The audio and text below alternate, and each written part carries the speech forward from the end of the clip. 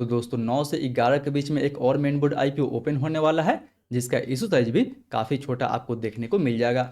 इसीलिए दोस्तों आज की इस वीडियो में हम लोग बात करेंगे कि क्या इस छोटे वाले आईपीओ में हमें अप्लाई करनी चाहिए या फिर नहीं करनी चाहिए। इस कंपनी के strength, risk factor and even latest GMP को देखते हुए बात करेंगे कि क्या इस आईपीओ में हमें लिस्टिंग गेंस मिल सकता है या फिर नहीं मिल सकता है। अप्लाई करनी चाहिए तो लिस्टिंग गेंस के हिसाब से अप्लाई करनी चाहिए या फिर इवन लॉन्ग टर्म या फिर मीडियम टर्म का व्यू लेके हमें इस आईपीओ में अप्लाई करनी चाहिए। तो चलिए दोस्तों, बिना आपका समय गंवाए सीधा वीडियो में आगे बढ़ते हैं और हमेशा की तरह इस बार भी सबसे पहले बात कर लेते हैं इस कंपनी के बारे में कि आखिर ये जो कंपनी है वो काम क्या करती है। तो अगर बात करें इस कंपनी के बारे में तो ये कंपनी एक स्टेनलेस स्टील मैन्युफैक्चरिंग कंपनी है जो मेनली इंडस्ट्रियल क्लाइंट के लिए स्टील बार्स बनाने का काम करती है। ये कंपनी जो भी ये सब स्टील्स का बार बनाती है वो अलग अलग इंडस्ट्री में आपको यूज होते हुए नजर आ जाएगा। वहीं कंपनी के बिजनेस के बारे में बात करें तो कंपनी जो बिजनेस है वो ज़्यादातर आपको इंडिया में ही देखने को मिल जाएगा। कंपनी के जो 98% के आसपास रेवेन्यू है वो लगभग इंडिया से आता है। बाकी 2% के आसपास का जो रेवेन्यू है वो कंपनी एक्सपोर्ट से जनरेट करती है। एक्सपोर्ट में ये कंपनी अपने प्रोडक्ट को मिडिल ईस्ट की तरफ सप्लाई करती है। वहीं बिजनेस की तुलना में अगर बात करें दोस्तों कंपनी के फंडामेंटल के बारे में तो नो डाउट यहाँ पे आपको ईयर ऑन ईयर बेसिस पे इसका फंडामेंटल भी ठीक ठाक देखने को मिल जाएगा। हालांकि दोस्तों बीच में इसके रेवेन्यू में आपको थोड़ा बहुत ड्रिप देखने को मिला हुआ था, बट इसके प्रॉफिट एंड इसके प्रॉफिट मार्जिन में आपको कंसिस्टेंसी नज़र देखने को मिल जाएगा। यानी अगर आप कंपनी के बिजनेस के बाद कंपनी के फंडामेंटल को देखते हैं तो कंपनी का फंडामेंटल आपको ठीक ठाक देखने को मिल जाएगा। बट दोस्तों बिजनेस के तुलना में अगर बात करें कंपनी के वैल्यूएशन के बारे में कि आखिर ये कंपनी अपना आईपीओ किस वैल्यूएशन पे लेके आ रही है, तो दोस्तों कंपनी के वैल्यूएशन के लिए हम लोग इस कंपनी को इसके पीयर के साथ कंपेयर करेंगे एंड देखेंगे कि कंपनी का वैल्यूएशन कैसा है।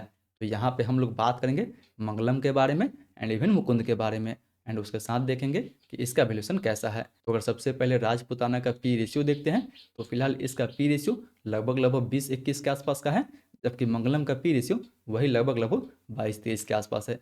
जबकि अगर मुकुंद का पी रेशियो देखते हैं तो जी हाँ दोस्तों, इसका पी रेशियो लगभग आपको 26-27 के आसपास देखने को मिल जाएगा। यानी पी रेशियो वाइज तो ये जो कंपनी दोस्तों वो आपको ठीक ठाक लग सकती है। बट अगर आप इसका अर्निंग पर शेयर देखते हैं तो फिलहाल इसका अर्निंग पर शेयर 5 रुपये के आसपास है, मंगलम का अर्निंग पर शेयर 10 रुपये के आसपास है, जबकि मुकुंद का अर्निंग पर शेयर लगभग 5 रुपये के आसपास है। सो यहाँ पे ये कंपनी अपना वैल्यूशन मुकुंद के मामले में बेटर रखी है।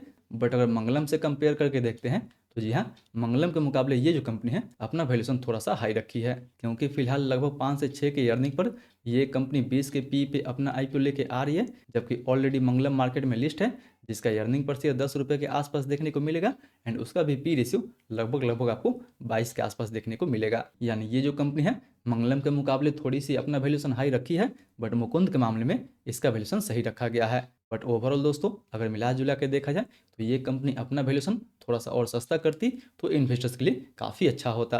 बट ओवरऑल देखा जाए तो कंपनी जिस वैल्यूशन पे अपना आईपीओ लेके आ रही है वैल्यूशन जो है वो स्लाइटली हायर माना जाएगा, क्योंकि इस इंडस्ट्री में कंपटीशन भी आपको बहुत ज़्यादा देखने को मिलेगा एंड प्रॉफिट मार्जिन भी काफ़ी कम देखने को मिलता है। एंड फिलहाल दोस्तों कंपनी का मार्केट कैप भी काफ़ी छोटा है, लगभग 1000 करोड़ के आसपास। इसलिए ये कंपनी अपना वैल्यूशन थोड़ा सा और सस्ता रखती तो इन्वेस्टर्स के लिए काफ़ी अच्छा माना जाता। लेकिन अगर ओवरऑल मिला जुला के देखा जाए तो कंपनी अपना जो आईपीओ है वो थोड़ा सा स्लाइटली हायर वैल्यूएशन पे अपना आईपीओ लेके आ रही है। वहीं फंडामेंटल एंड वैल्यूएशन की तुलना में अगर बात कर ले इस आईपीओ की डिटेल के बारे में कि आखिर ये जो आईपीओ है वो कब से ओपन होने वाला है, तो दोस्तों ये आईपीओ 9 से 11 मार्च के बीच में ओपन रहेगा, जिसका प्राइसमेंट 116 रुपये से लेकर 122 रुपये के आसपास तक रखा गया है। टोटल इशू साइज के बारे में बात करें तो टोटल इशू साइज इसका 254 करोड़ के आसपास होने वाला है, जिसमें से फ्रेश इशू 178 करोड़ का होगा एंड 76 करोड़ के आसपास ऑफर पर सेल रहने वाला है। ये दोस्तों काफ़ी अच्छी बात है कि ज़्यादातर पैसा कंपनी के पास जाने वाला है, जिसको ये कंपनी अपने बिजनेस ग्रोथ के लिए यूज करेगी। वहीं 10 रुपये के फेस वैल्यू पे मिनिमम हम इसमें एक लॉट अप्लाई कर सकते हैं। एक लॉट में हमें 110 शेयर मिलेगा, जिसके लिए हमें 13,420 रुपये तक इन्वेस्ट करना होगा। बात करें दोस्तों इस आईपीओ में कोटा के बारे में तो जी हाँ, इस आईपीओ में रिटेल के लिए 35% के आसपास कोटा दिया गया है।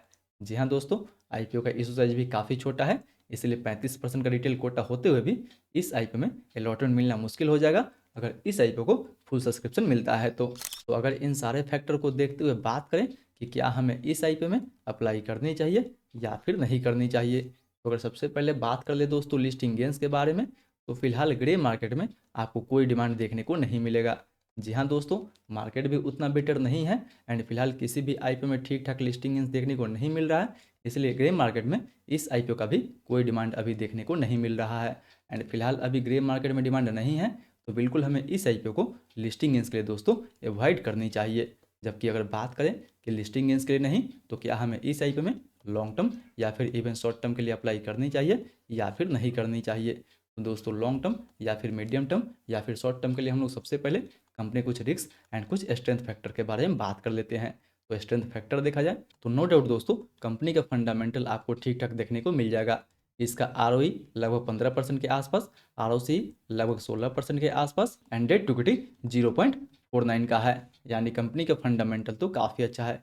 वहीं कंपनी का प्रोडक्ट पोर्टफोलियो भी बहुत अच्छा है। कंपनी बहुत सारे अलग अलग सेक्टर के लिए बहुत सारा अलग अलग प्रोडक्ट बनाती है जिसको अलग अलग इंडस्ट्री में यूज किया जाता है। एंड इसके अलावा दोस्तों इस कंपनी के पास बहुत अच्छा एक्सपीरियंस मैनेजमेंट टीम भी देखने को मिल जाएगा, जिन्हें इस मार्केट में काफ़ी अच्छा खासा अनुभव भी है। बट इस स्ट्रेंथ के अलावा दोस्तों कंपनी के ऊपर कुछ मेजर रिस्क भी हैं जिसे हमें बिल्कुल इग्नोर नहीं करनी चाहिए। अगर पहले रिस्क के बारे में बात करें तो कंपनी के ऊपर बहुत बड़ी लीगल प्रॉब्लम यानी लिटिगेशन रिस्क है। आरएचपी के अकॉर्डिंग कंपनी के प्रमोटर और डायरेक्टर पर लगभग 128 करोड़ का लीगल प्रोसीडिंग चल रहा है। एंड ये दोस्तों जो अमाउंट है इनकी नेटवर्थ का लगभग 72% के आसपास है। यानी इनके खिलाफ कोई मेजर डिसीजन आता है तो सीधा कंपनी के फंडामेंटल पे उसका असर आपको देखने को मिल जाएगा। वहीं इस लिटिगेशंस के अलावा कंपनी के पास 120 करोड़ का कंटिजेंटी लायबिलिटी आपको देखने को मिल जाएगा। यानी ये जो लायबिलिटी है वो बैलेंस शीट के बाहर एक हिडन रिस्क जो है वो क्रिएट करता है। यानी इन दोनों में कोई भी एडवर्स डिसीजन कंपनी के खिलाफ आता है तो कंपनी पूरी तरह से दोस्तों बर्बाद हो जाएगी, क्योंकि इतनी छोटी कंपनी पे इतना ज़्यादा litigation risk and contingent liability बिल्कुल इस कंपनी को वल्नरेबल बना देता है। इसलिए इस आईपीओ को मैं तो even listing gains medium term and even short term के लिए अवॉइड करने वाला हूँ, क्योंकि वैसे भी अभी देखा है दोस्तों तो मार्केट ठीक चल नहीं रहा है। मार्केट ठीक नहीं चलने के कारण जो भी ये कंपनी रॉ मटेरियल यूज करती है, यानी अभी मेटल के प्राइस में आपको काफ़ी उतार चढ़ाव देखने को मिल जाएगा। एंड इसके रॉ मटेरियल यानी मेटल के प्राइस में अगर उतार चढ़ाव देखने को मिलता है तो उसका सीधा इम्पैक्ट कंपनी के प्रॉफिट मार्जिन पे आपको देखने को मिल सकता है। इसलिए फिलहाल इस आईपीओ को भी मैं तो बिल्कुल अवॉइड करने वाला हूँ। बाकी बात आपका क्या ओपिनियन है, आप इस आईपीओ में अप्लाई करने वाले हैं या फिर नहीं करने वाले हैं, वो भी हमें नीचे कमेंट करके जरूर बताएं। बाकी बात दोस्तों आज के लिए बस इतना ही, फिर मिलते हैं अगले वीडियो में। तब तक आप जो भी डिसीजन ले अपना रिस्क एंड अपना रिस्क लगाने के बाद ही लें।